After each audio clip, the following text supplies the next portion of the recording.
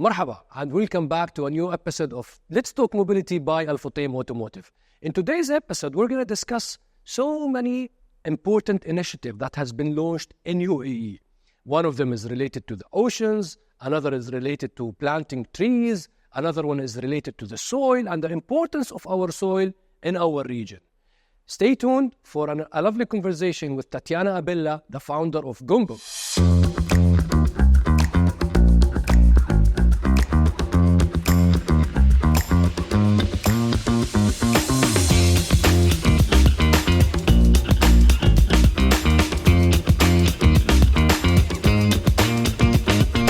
Have you participated in any sustainable activities like cleaning beaches or planting trees? Planting trees, yes. Yes, of course, not in Dubai, but yeah, in my own country, I do this.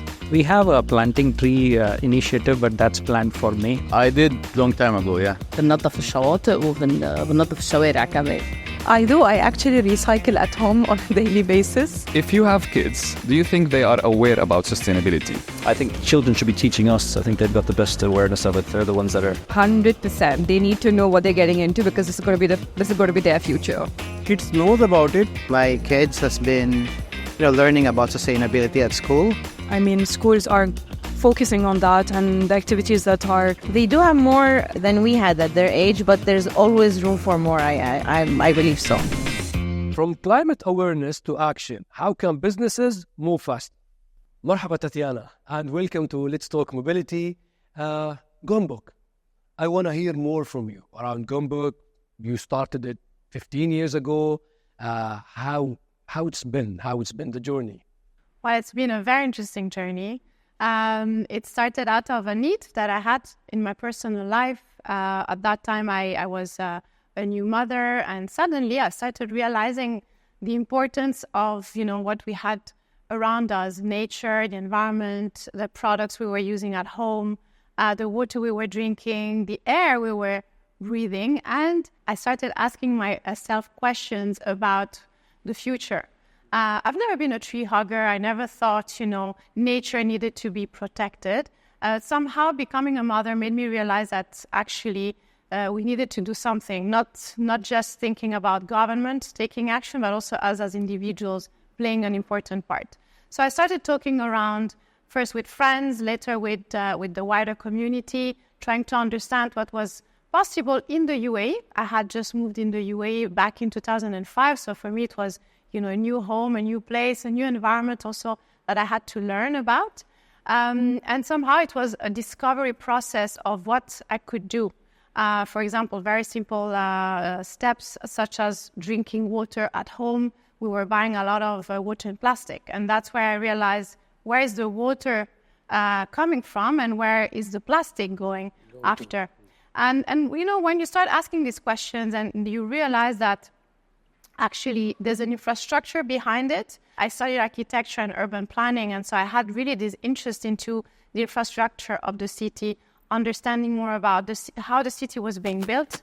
It doesn't happen every day, to live in a city that's being built in front of your eyes, night after night, day after day. You could see a new tower. But at the same time, there was somehow the environmental aspect lagging behind. So Goumbook comes out of a need. Do you know what the word Goum means? No, I was going to ask you. Goumbook. So it comes from the tribe, the Bedouin tribe. Goum. Yes. Yeah. It's a very slang Emirati accent. Exactly. Goumbook. But book? The book means open the book and try to find out how the Goum used to live. So the Bedouin tribe was very sustainable in their own way, right? They were a community traveling together in the desert. They had to be very careful about the resources they had. They would share them, but never waste them. Somehow, these are values that we've lost today. We don't know our neighbors. We consume like there's no tomorrow, and we waste so much. And I feel like looking at the past generations, our grandparents, the way they were living, is a great way also to look at sustainability. Interesting. With the grandparents, grandfathers, grandmothers, our kids, the future. If you will allow me, Tatiana, to know more about some initiatives that you've already accomplished through the 15 years, Some initiative which I want to know the closest to your heart personally. Well, the first one, and I think for me the closest to my heart, is the Give a Gaff tree planting program. When I started talking about the importance of nature and why we needed to change our behavior, the first response I had from friends and from the community was like, why? Why should we care? And the second was, what's here to protect? We live in the desert, there's no nature. We don't need actually to do anything. When we will go back to our home countries, we will save energy, save water, be nice. But now we're in Dubai, we're here to, make the most of our life, and actually there's nothing to actually protect out there. So for me, it was kind of, there was a clear need to find a link for people to start caring. And if you think about it, to plant a tree is something very symbolic. It's, putting down roots, seeing something growing that you will maybe benefit of, but future generations will benefit from it.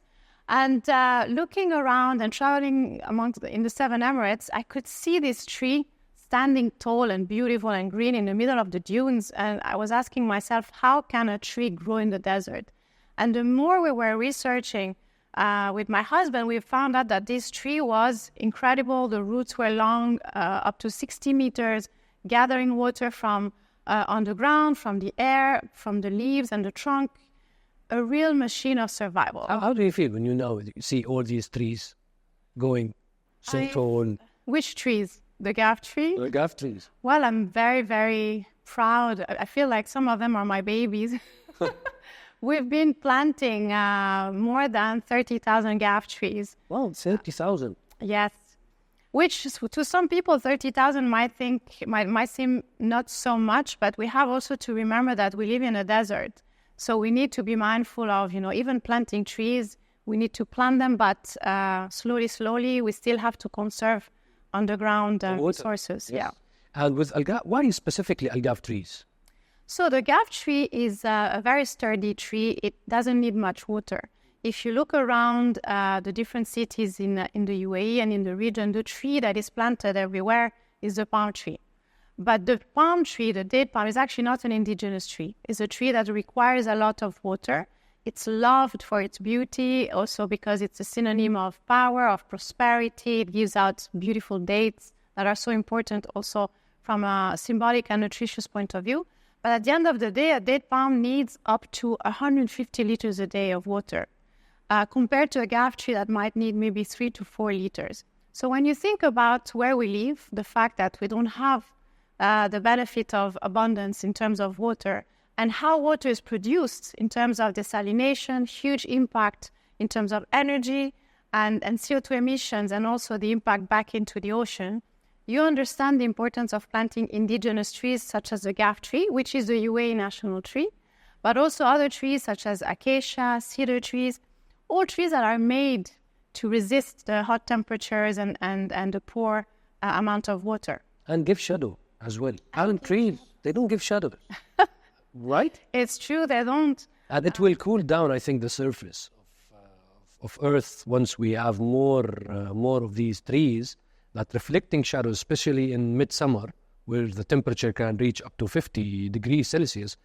Shadow will make a huge difference for the pedestrians, for everyone. It does. And actually now if you look at the new plans for the built environment on how we should build cities, trees are very important. There is research showing that the more trees we plant, we are able to reduce the temperature of the cities by 2 to 4 degrees sometimes. So it is very, very important. The gaff tree does have a huge canopy that makes an important shade.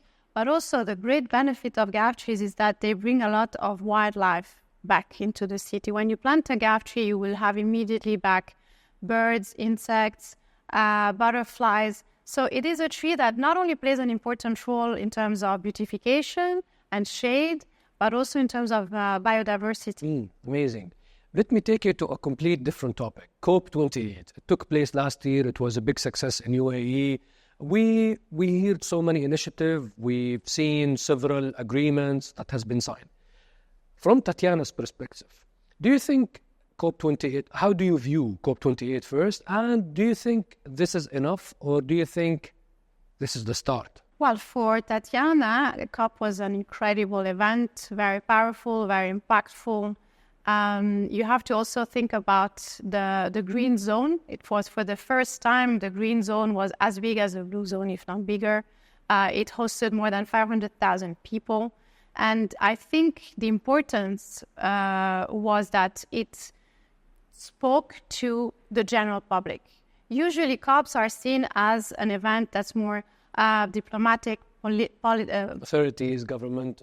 Where decisions are being taken and you have to really have a lot of negotiations going on. But this time it was also really focused on awareness, on education, on showing what climate change is, but also what are the solutions. And you could see technologies there, you could ask questions. There was a lot of artificial intelligence being used for you to experience, for example, what it means to build a wind tower and to visit a hydrogen factory. So I think not only for youth, but also for adults, it was really, really interesting to get into the world of energy transition, understanding what innovation and research are doing and the solutions they will bring to the future. Moving towards, you've mentioned like you brought together several entities. I want to elaborate more towards the private sector, companies, corporates. I know that with Goumbook, you've did so many initiatives. You worked closely with several companies here in UAE. I want to hear more from you. Are you happy with so far the relationship, how it's moving between Goumbook and the private sector? And how do you see it flourishing more, or how can we bring more from the private sector towards such an initiative like whether it's planting trees or the ocean initiative? Well, for us, the private sector has always been the best partner, I would say. Without the private sector, we would not be where we are today. Especially, I would say, in the UAE and in the region, the private sector plays a very important role in terms also of influence. This is where important decisions are taken, first steps into, sustainability. I think here the big brands were the first ones to tackle sustainability, to address it and to embed it into their strategies. And this is very, very important. For us, it was a way also to work with them, not only for them to achieve their different targets and objectives, but also to talk and work with their employees. For employees, at the end of the day, we all need to learn more, to understand what our companies are doing. It's important to trickle down sustainability as a culture to people, for them to understand why certain things are happening within a company. And so we worked very closely with the different companies to engage with them. So at a very simple awareness and education point of view, what is sustainability? Why do we need to protect nature? What is biodiversity? These are simple things that for some people seem obvious, but for the majority of people, there is no awareness and education on what it is and what we can do about it. So it's very important to show what the company is doing. I think it's great to know that you're working for a company that actually is moving the needle towards achieving sustainability. But also it's very, very important to go back home and to understand what you can do on your own with your family and with your community. How was the feedback from the private sector or the companies when you do all these activities to the workers, to the management? I mean, sustainability, environment, nature, these all new, I don't want to call it all new, but it's now trending. These sectors are now trending. For 15 years, you've been working closely with the private sector. How do you view their reaction, their feedback, their engaging with Goumbook, or in general with all with the initiative that's very similar to the Goumbook? I think there is a very big change. At the beginning, it was a nice to have. Companies were coming to us because they needed to engage their employees under the umbrella of their CSR departments. Not everyone was really interested in nature, so that was for us, a big. It's a day outside the office. Exactly, yeah. Exactly. But I have to say, in a few years, there's been a massive shift, and this is where sustainability started to become really part of the strategy of the companies. They realized that it was a need for the company to really look into sustainability and how to themselves become more sustainable in terms of production or in terms of, their supply chain, even looking at their offices and their consumption, basic consumption of energy, of water, or the production of waste. Printing papers. Even. Printing paper, all the way to looking at your fleet. So, but when you do this, you need to have first the leadership on board. A company cannot look into sustainability if it's really not coming from the top. And then you need to trickle it down as a culture, as a knowledge to all your company.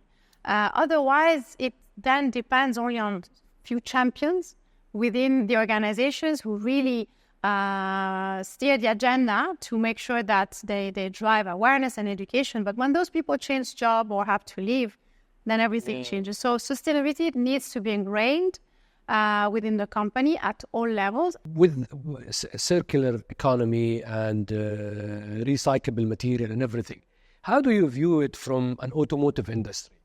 In the recent years, personally, I've seen several automotive manufacturers. They've been using these materials not only to build floors or cladding, they've been using it in the seats of the car. From your perspective, how do you view it? I think it's the future. We need to think circular in everything we do.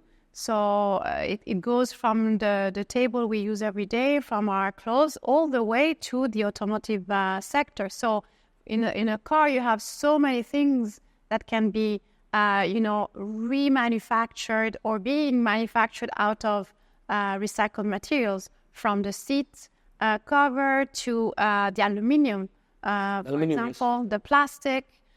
Also, I want to point out something about plastics.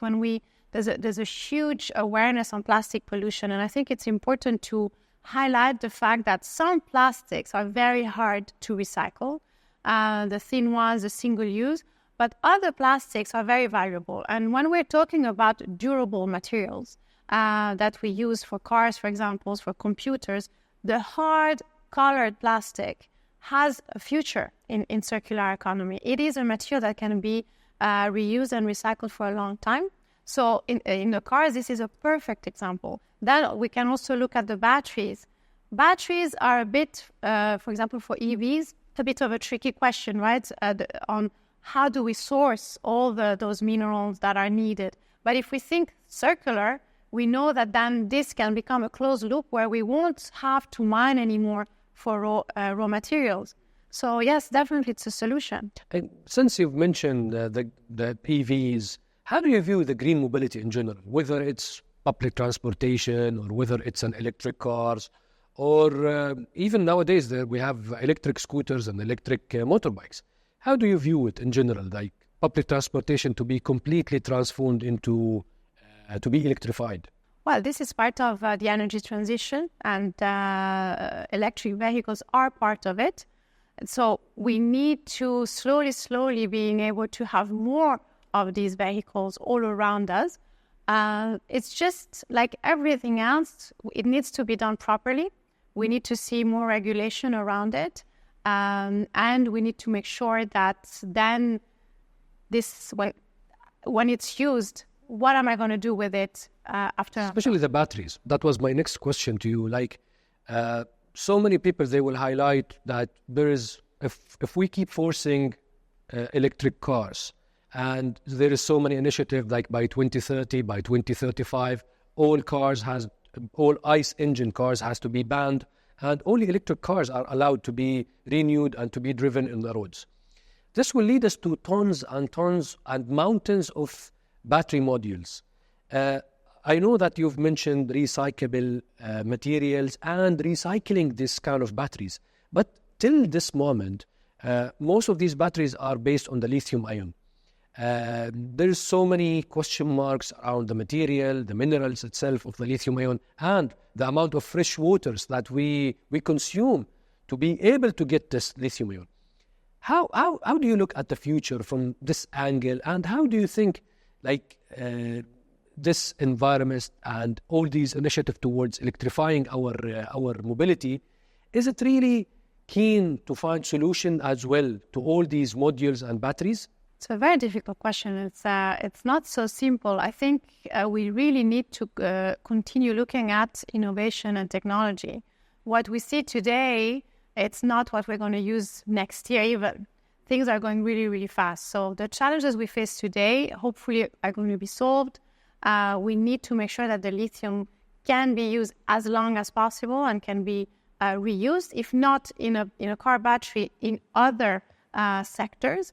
And it's all about regulation and policies. This is a sector that needs to be more regulated. So my first advice is always we need to reduce. So hopefully if we have more public transportation, if we have a way to reduce the amount of movement and mobility that people need, and look into those cities where everything is around you. I think this is the first thing we need to look into. Cars, hopefully, will become obsolete. We need to look at cities where things are based on trains, trams, buses, where we can control better also the batteries and the other materials. And maybe EVs are not the solution. It's just a transition. Already today we see other technologies coming to the market, such as hydrogen. So who knows? I think it's all about, again, research and innovation, understanding what works better, not only for the car manufacturers, not only for people, but also in terms of resources for nature. Tatiana, other than MENA Ocean's initiative, can you please highlight to me if there is more initiatives coming out from Goumbook? Yes, we do. And so we started with campaigns that were pretty much focused on the environment. But throughout the years, we moved on to other initiatives that were also looking at the social impact. So out of that, we have, for example, one campaign called Fair Care, where we look at affordable and accessible healthcare for all. And under that, we do meal packing, hygiene packs for everyone in the community, specifically vulnerable communities. We have another campaign called Eat It or Save It. Eat It or Save It is actually... Eat it or save it. It's linked to food waste. Another campaign we've launched is related to indoor air quality. It's called Take a Breath. And again, it's looking at us living into closed environment. We spend almost 90% of our time indoors, be it at work, in the gym, with our families at home. And we are very afraid about outdoor air. We look if the quality is good, if there's a sandstorm, if it's too hot or too humid. But somehow we don't have that habit of actually thinking, how's the air that I breathe every day in my office or at home? So now we're working again with the Ministry of Climate Change, who's officially endorsed the campaign, to measure indoor air quality in schools. We have now 41 classrooms where we are looking at the quality that the children breathe. And we're doing the same with our corporate partners to really raise awareness about the importance of indoor air quality, how it affects our life, our productivity. And the last initiative that we're also very proud of, and similar to MENA Ocean, this one is also a regional campaign. It's called Regenerative Agriculture Venture Program. And it's looking at the way we are running and working in the agriculture fields in the region. If you think that farmers today have an average age of 56, 57 years old, none of them is actually investing for their children to become farmers, but actually they're investing for them to become doctors or accountants. The big question is, who is going to feed the region in the next 10, 20 years? Soils have a huge impact in terms of carbon sequestration. So if our soils around the world are healthy, we could actually solve the problem of climate change. Tatiana, in one word, what does sustainability means to you? A future for my children. Future? Oh, nice. Very, very nice answer. Yes, I hope. And this is where... Better future for your children, to my children, to everyone's children. To better future. It's for future generations. Somehow we've lived too many planets and too many resources without knowing it. And now that we know it, now that the awareness is out there, it's our responsibility to make sure that they will also have clean air, clean food, clean water. Not only them, but also their children. We need to look at the future of humanity. And this is something I always tell everyone. The terminology to save the planet is wrong. The planet will go on, with or without us. Saved ourselves. We need to save ourselves. We need to save the nature we know today, because it's the nature that makes our life possible. This kind of air, this kind of temperature, this kind of resources. The moment this balance is going to be interrupted, the planet will continue with different species. And we see it regularly. You see it in the news, how many new species are found, right? The question is, will the human species continue? Tatiana Abella, thank you very much for your time. And thank you for joining us today at Let's Talk Mobility. I had the pleasure discussing Goumbook with you and have a better understanding on your initiative. Our viewers, thank you very much for watching. A quick reminder to subscribe to Al-Futtaim Automotive.